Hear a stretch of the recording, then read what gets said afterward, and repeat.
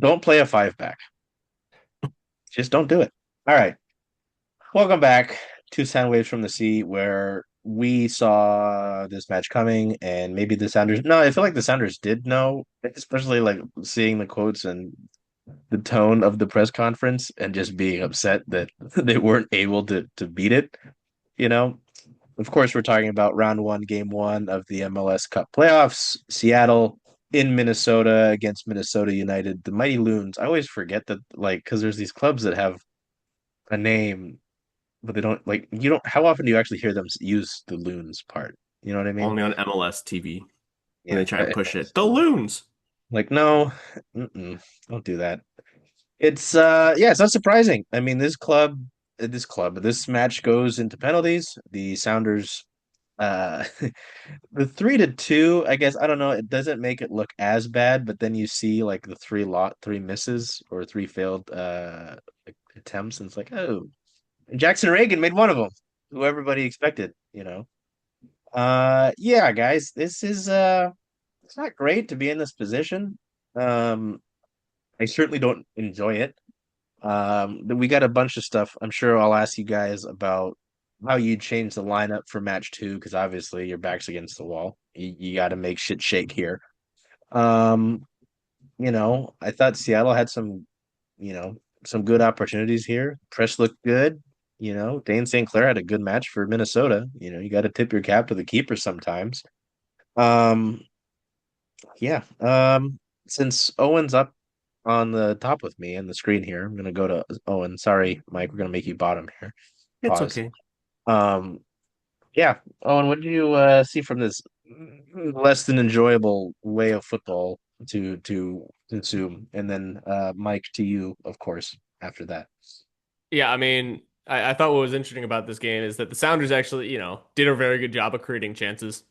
I thought there were two or three, especially after Danny Musovski came in, that, you say these are high quality chances that, you probably score half the time. And then also that, there was this discussion from a lot of people that, Minnesota did actually change its style.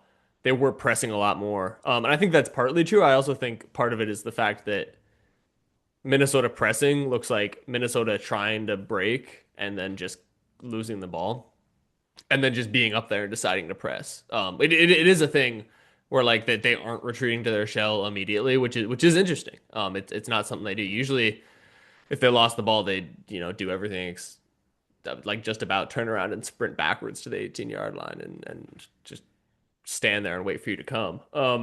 But I thought the Sounders did a great job. I wasn't huge on the Danny Musovski situation in our group chat and subbing him in alongside Jordan Morris, but I thought they did really well. I really liked what it looked like. And not that like, hey, let's go to a two striker solution. Um, but Jordan Morris played pretty well on the wing in this game. I thought the game situation once Georgie did get in there like worked out pretty well. Um, I would have liked to see the changes earlier, but also this was just a game where you say Sounders should have won this in normal time, and then you cannot hit the post twice and put your other penalty straight down the middle right after somebody else did. It's a tough one, but one that I think the Sounders should have won. It gives me a little bit more confidence. I think now I'm at a point where I say, hey, I do think the Sounders could win in Minnesota. I think this is a series that before this I was saying, hey, I really don't think this is a three-game series. I think if the Sounders come back to Seattle, they're so emotionally spent that Minnesota's able to win this, especially because that they can just sit back and not have to attack, and there's no like aggregate that they have to like equal. Um, I think the Sounders really did show that they can win in Minnesota. It really does. I think if the Sounders win and they go back to Minnesota, like there's a really solid shot, but they got to win this first one, and the Sounders didn't win at home against Minnesota earlier this year, Mike. No, they really didn't. I mean, next game, the Sounders have to score early, and they need it. Honestly, I hate to say this, Yes. they need to bunker down. We've seen Mm, Schmetz and the Sounders do this before. They need to bunker down and take it to game three. I don't think that even if the Sounders score early, I don't think Minnesota is going to change their game plan. It's a big if. The, they're not going to. That's a big if. Yeah, they're not going to do the high press. I think they're going to change their pressing structure. in Seattle as opposed to what they did at home. Hmm. Okay. That's just what I think. Yeah, yeah, yeah. Eric I'm sure. Ramsey is a good coach. He knows what he's doing. He's seen it being an assistant at Manchester United. He's seen multiple different styles of play, so he knows what to do. I just feel like the Sounders needed to bring on Danny Musovski, honestly, earlier. I said it last week. Danny Musovski should have been the starting striker. He's not going to create chances on his own. That's not what type he is. He's a poacher. And we saw that, like you said, Jordan Morris creating those two chances for him immediately when he gets moved to the wing. I think that should be the game plan for game two. Yeah, I mean, and I'm curious because I wasn't able to tune into the press conference. Did we get a read on the Ryan Kent situation? Is it smoke and mirrors? Because I think he could be really like as in the same way that Georgie's impactful. He's a great way to isolate players in this game, which is what you got to do to beat Minnesota United. You gotta isolate players and create overloads. Mike, I don't know if you did. I know in the pre-match though, Schmidt said he looked good and he was going to talk to him one more time, and maybe they felt cautious about things. But it Okay. sounds like he's been progressing over the I mean last. that's everything I've heard. Yeah, Yeah, same thing. Like I wasn't in the post-match pressure, but he didn't. I don't think anybody asked him about Ryan Kent. yeah. I'm just gonna assume like maybe he felt little niggles, and he's like, oh, let's just save it for game two. I'm curious Hit him be for sure. if they'd like to start Ryan Kent and play him for 45 minutes and then bring on Georgie. How would you guys feel about it? Because I feel like that way you Interesting. always have a player on the field who can isolate versus like in this game you only really get what was it like 20 minutes of Georgie. You have two guys who can probably do that and understanding that Ryan Kent probably can't go 90 minutes at this point. Like is there a situation you'd like to see those two guys like split time on the left wing? 100%. I'd rather That see makes Georgie sense. start the first 45 though, That's fair. Yeah, Okay. personally. yeah, yeah, I Yeah. feel that. I feel that. Because Yeah, I think you that want to makes start sense. off fast, and Georgie's gonna Yeah. bring you that. Like Yeah. Oh yeah. So like go hey, The give him the burners, Yeah. the only like thing I have about that, and this is why I said Ryan Kent maybe starts, is just because I feel like Georgie's so much more successful against tired fullbacks. Ah, Um, and I mean there is a level to which yeah, like especially because we said you want to score fast, like you'd rather have the guy who's got more who is more at game tempo right now. Ryan Kent hasn't played a game in months. mhm. Um, but I just think like at a certain point there's a balance here. I don't know what the right answer is, but starting with Ryan Kent tiring out their right back and then letting Georgie run at him could be the answer as well. it kind of leads into what I was hoping to see. What I'll ask about is how you change the look of things. Is it putting Moose up top? But then if you put Moose up top, I don't know if they're changing formation. I feel like I Yeah. doubt that No, I The don't think so. Sounders are God, going to do please no. that. But so how do you change things? Are you taking if Jordan's on the wing, right? How are you constructing this? Because I imagine you keep the back the same. I don't think you change anything there. I'm not Pure touching the pure distress, pivots. I'm sure. I saw Kalani Kosaranzi hyping him up in the penalty kick huddle, and I was fired up for you. I was like, oh, fire me up, Kalani. Sometimes greatness is there, you just don't use it. He's Yeah, got I don't know. championship How are mentality. you? Hey, um, I was gonna make a joke about purple and gold stuff, but anyway, yeah, I don't know how you changing things because I think we all feel the way, same way about Moose, but Albert's been great for you all year in terms of the offensive production. He graded positively on FootMob at least. I don't know, if that how much you take that into account. I think Paul was great in this game. And it's tough because I don't want to harp on the guy, but it Second half just was definitely better for sure. First half yeah. was a little rough at times, but like Yeah. you want to So keep I him don't on know. there. How do you change this attack? I'm interested to hear thoughts on what you do differently for Monday in Seattle. Than you because I would be kind of shocked if they run the same look out there on Monday. They could run the hey, we you did some things, you created some chances. I I don't like using that ideology. I don't know. How would you change the lineup for match two? I just want to Go ahead. start by I'd be shocked if they kept the same, but also I wouldn't be surprised because that's kind of what Schmitz does. Yeah. Uh, but if it were me, I would definitely like Owen said, either starting Ryan Kent or George Manugo on that left. You want to start fast, have those two out there.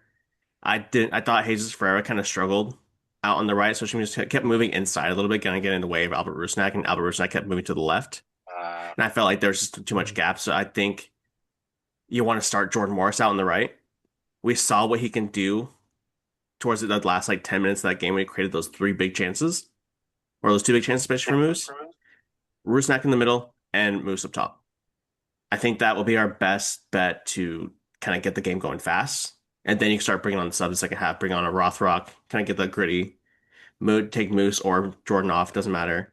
And maybe Jesus doesn't play in the second game. Just because of how Minnesota is setting up, Mm. I just don't think that he is really going to thrive in that kind of pressure. We've seen him do it with Dallas, but I don't think in this type of game it'll be best suited for him. I understand where you're coming from. I also think that like the style like that this game ends up being, like this is why I thought he was actually like maybe not necessarily good, but like an impactful player in the first game is just because they spend so much time passing it, um, just kind of back and forth about 35 yards out from goal, trying to like create gaps. And he's one of those guys that really loves to run in those like he loves to sit like kind of like where you'd expect like a eight to be, and then just make that run through the channel. It's why they ended up putting him wide because like that's what like Paul Rothrock does anyway. Um, and you say like, oh, maybe he's a striker, but they it's less about like what their position is and more like just what he does. I think he's a good player to create and like take advantage of those gaps. I understand though, like at a certain point you say, hey, he's really not like because that's what he does. Sounders didn't really create a ton from it.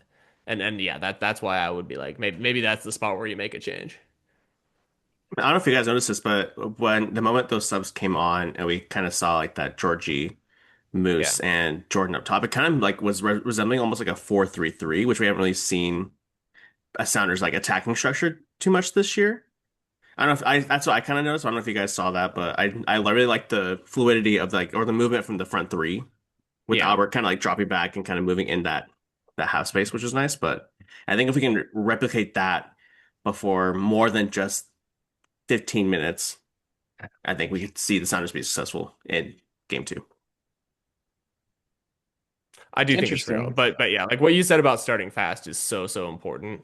Like it like the longer this goes on, the more it falls in Minnesota United's favor because they gain confidence. Like the what Minnesota's United's version of championship mentality is like we believe that you are not going to get through us. That's why scoring quickly is so important. Like you see like how long they defend and like normally when you're coaching like you don't want their team to be under pressure for like minutes at a time. Like that like there are periods in this first game and in the other games they've played just throughout the season where like they just will like let the pressure wash over them and they're really talented at that. They do not they have excellent patience. And even if that means like a poor clearance, like they're able to reset really quickly. If the Sounders can shake that, early on, it puts it more in the Sounders' favor, and that starts looking a little bit more like the shootouts that we saw them get into with the Sounders earlier this season.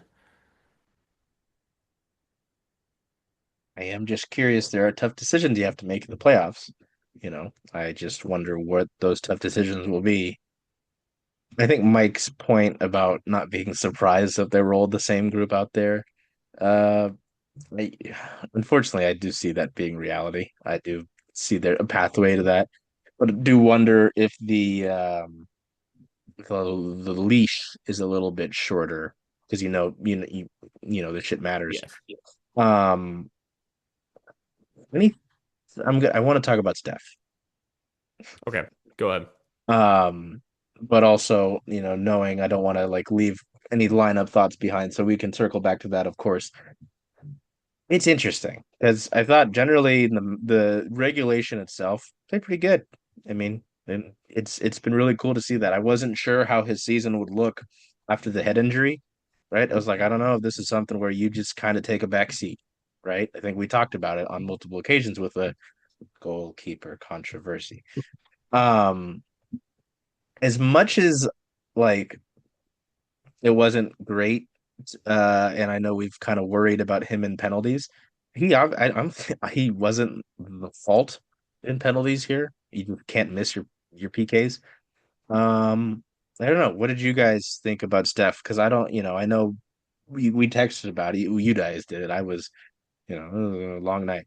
Um, Well, it what? was a long night. Yeah, I don't think you change anything. I think he's your guy again. He's your guy the way through. I'd be pretty shocked if they go to Andy Thomas, even though I have great confidence in Andrew Thomas. What did you think of Steph in this one? Because it seemed like your back line played pretty well. Obviously, nice to get Yamar back in this one too. Yes, oh, absolutely. And on the thought of Steph, like I know, yeah, I've been here the whole time, and I'm saying yes, he's the goalkeeper, and I agree with that. I think specifically against Minnesota, um, there's a level to which you say, hey, maybe Andy like is the choice for this game. Not that they're gonna make it, but just because the goalkeeper has to do so little, against Minnesota, Ah, like there's a level to which, especially with Yamar back, you say, hey, we feel pretty confident. And this is not a slight against Andrew Thomas's goalkeeping at all.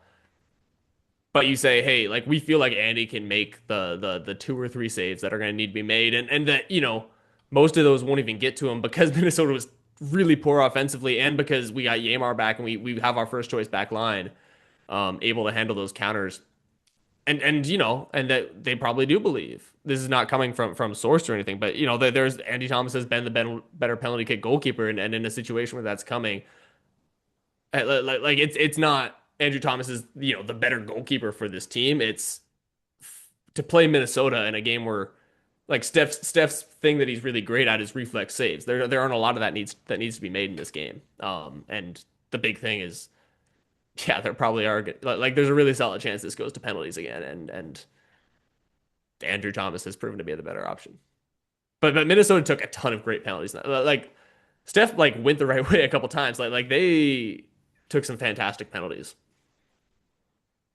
I still feel like if it goes to penalties again and Steph is starting in regulation time, there should be a goalkeeping sub for that ooh, exact reason. Andrew Thomas is a better penalty stopper. Fry's only made two penalty saves in his entire career.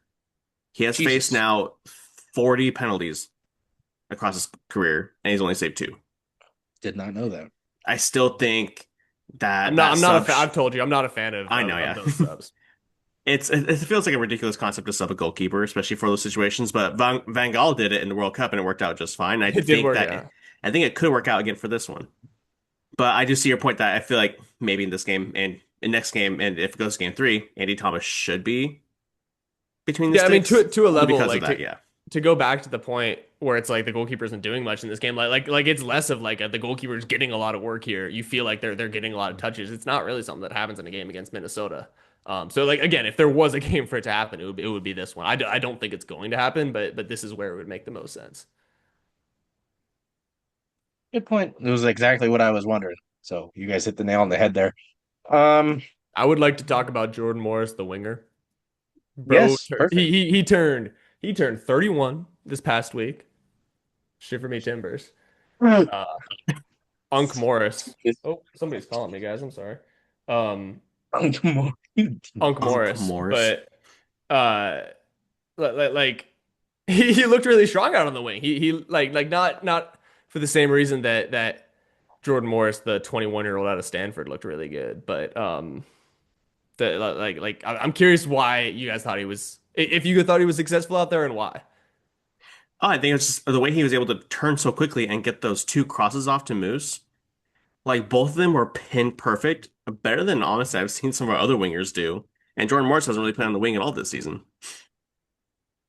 I mean, he's shown in the past that he can play like that, but it felt like Jordan Morris of old, a little nostalgic in me, Made me but happy. it Made me did. smile. Look at Jordan Morris, man. So inspirational. Yeah, no, I do kind of want to see that, and I wonder, with him going forward, right? Yeah. Because we don't know what the plan is with Moose. After the year, obviously we got to get through the playoff run before we get to that decision. Um, I just because the Sounders seem pretty consistent in the way they do things. Who knows? I don't think there's a no Ohio coming, so I don't know who you'd put up top besides him. Maybe you get Osaze more time, but maybe if this is able to, enhance his abilities more or free him up more, I wouldn't mind seeing him out. I don't know. I don't know. Don't know what you do on the wings then, because you'll get Pedro back, and you've obviously got Jesus under contract, and I don't know. Oh, actually, the last thing I want to talk about was that the Seattle Sounders have the most unconventional by position set of penalty takers I've ever seen. Um, like, and I don't, I'm not here to say they're bad penalty takers. Like these are probably the best penalty takers on the team. It's just funny that your best penalty takers are Albert Rusnak and then Jackson Reagan then Alex Alex Roldan. Roldan and then Jackson Reagan, uh, and then Christian Roldan. Which honestly, actually, Christian Roldan is one of the worst penalty takers on the team. He's only I he's was made 2 out of 6. and I know that generally the Schmidt style has been to just kind of like look at who's feeling the best. He usually leaves that up to the players. Yeah, I was just curious to see like those four guys roll out there. And not because it didn't go well. I was just like, oh, it's Jackson Reagan, cool. Um, Who would have thought we'd see our center back taking a penalty there was a level to which second you spot? say, yeah, like why is my DP number 9 not taking one of the first four penalties? Was he going to be fifth? Who knows?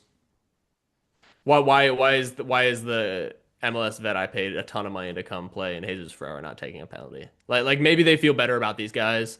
I was curious. Jackson Reagan took a great penalty. Alex Roldan has been a reliable penalty taker. He scored in the Leagues Cup final. I think it's just funny. I've never really seen a team that has two guys on their back line take penalties before their healthy DP number 9 and their big money offseason signing. yeah. I mean, also, like, I don't know what you thought about it, but Benny Leva taking the fifth one, I was like, Yeah. hey, That like, was a surprising miss Yes, that he sorry, did, to that's be the one I honest. forgot. yeah, because I was like, I feel good about Danny Leva. I don't have any problems with Danny Leva, but like, yeah, you mentioned not having Jesus Ferreira take one. What? How's Jordan in? I think he's fine, right? He's He been doesn't okay. typically take him he's never been in a position to really take him for the team. Yeah. For the US either, but like I mean, he's not the best penalty taker, but he's also not the worst. I just, he's a striker. He's a striker. And like yeah, normally I come into this and I say like, "Oh, don't assume they're, like great at penalties just because they're an attacker," but like he's a finisher. We know like he can place the ball um yeah. on his right foot.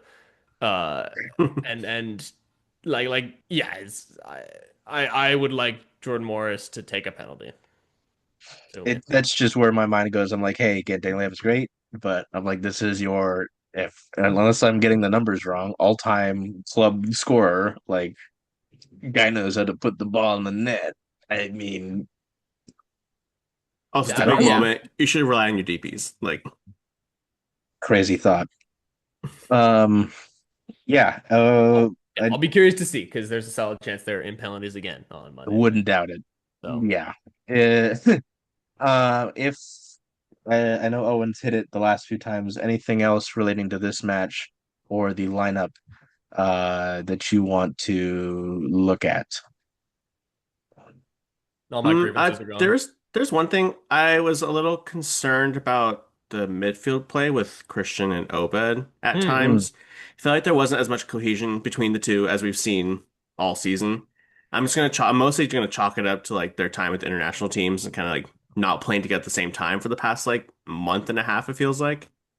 But I don't know. It just felt like that time, especially in the first, a lot of my grievances coming from the first half, but like especially in the first half, those two were not, they weren't pressing very well together at time, and also their passing between the two was a little rough. I don't know if you guys saw that, but that's just something I wanted to point out. Yeah, I mean, I start Christian Obed Oh, easy, yeah. There's no question. yeah, but no, I do get where you're coming from. These guys have, you got to remember like how much soccer the Sounders have played at this point in the season. Like yeah. these guys have played a lot of ball. Um, And yeah, man, they're they're tired, dude. Especially Cristiano Ronaldo and Obed Vargas, who really didn't get much of a rest in that summer period. Yeah, I think it's always good. It's going to be really interesting when we sit here, and again, hopefully like a month or something, and look at the season and just look at the number of competitions they've played in, and how earlier this season we were like, hey, you should probably give one of these guys a break, and they kind of didn't do that. Um, Or you maybe it know, kept Josh Atencio. I don't know. We're just gonna bring that one right back.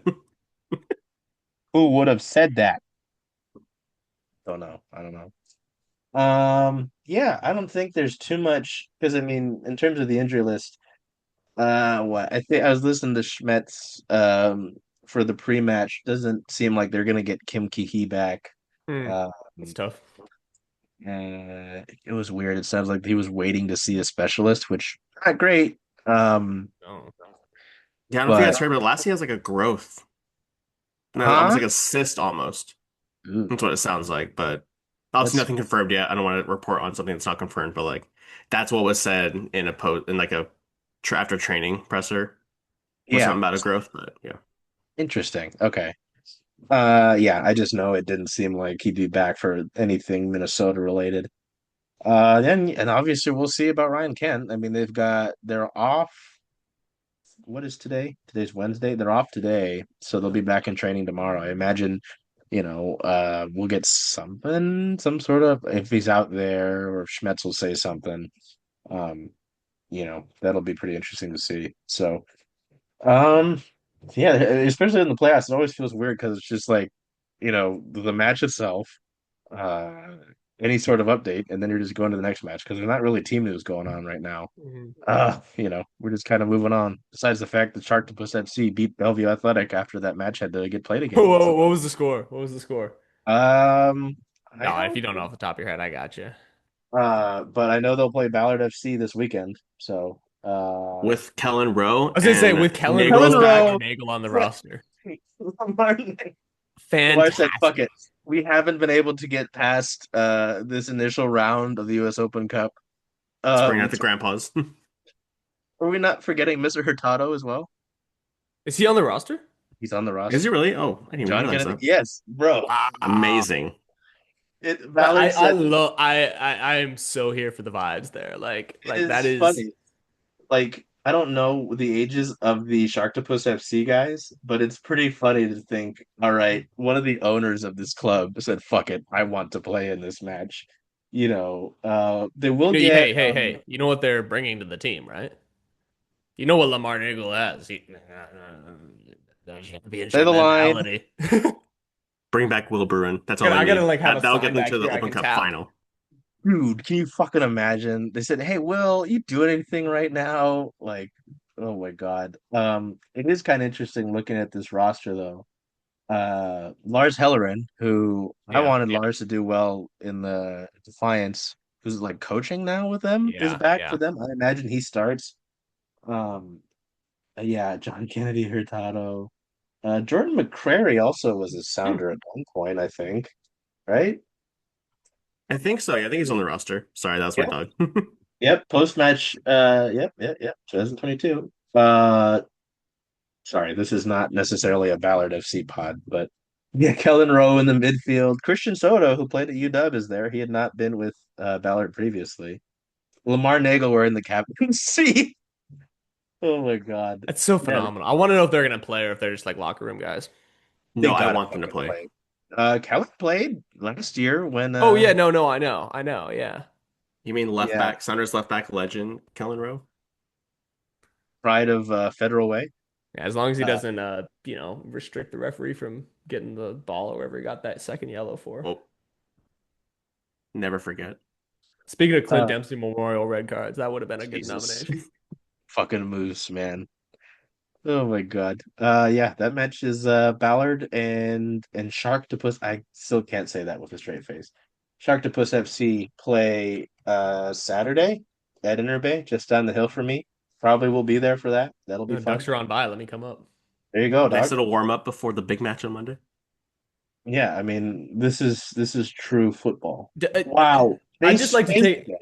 like Oh, imagine a doubleheader. Imagine back-to-back Ballard FC Sharktopus at Lumen Field, straight into Sounders, Minnesota. I will leave work early and I drive know. up to Seattle to make it for those games, if that was Also, the I know case. which one I would rather watch out of those two games. And I that's think how we we'll all. wrap up our Which one has Lamar Nagel? I don't, Sounders, Minnesota. Uh, You can hop in for both. Sharktopus FC beat Bellevue Athletic 5-0. Dang. They took the issue that they filed, the grievance they filed personally. They said, we're not going to let this be a blip. Anyway, God, I love the football around here. All right. Yeah. Anything else before we get out of here? I'm good. No, I'm really fired up to watch another one of these games. Let me tell you. Are you? No.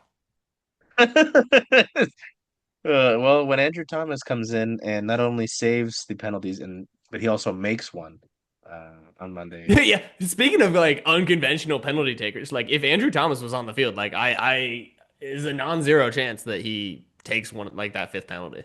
Make him number He's 2. go out there and set the toe, set the tone in Set the PK. tone. He gets the save on the first one, and he just walking out to the penalty spot. One-handed. Yes, he puts the ball back down. He catches the but all-time aura moment. Right? It's okay. Sorry, I gotta get out of here. I gotta stop. Yeah, Monday, the 3rd of November. We're in November, folks. 7:30 start. Wonderful. So really, it'll be like basically 7:50 by the time the match kicks off. Cold night. Can Minnesota United do it on a cold night at Lumen Field in November? Can they? We're gonna find out. So, yeah, man. Till we see you next week. Take care of yourselves. Be well. Do whatever you can to make today a great day. Hey, Charles. Hey, Jen. Hey. So where are you going to watch all of the Sounder away games this year? Away games for the Sounders. Well, since Rough and Tumble is the home of Circling Seattle Sports, I was thinking of coming here if that's okay with you. I think that's a great idea. Go Sounders. Hope we see y'all here.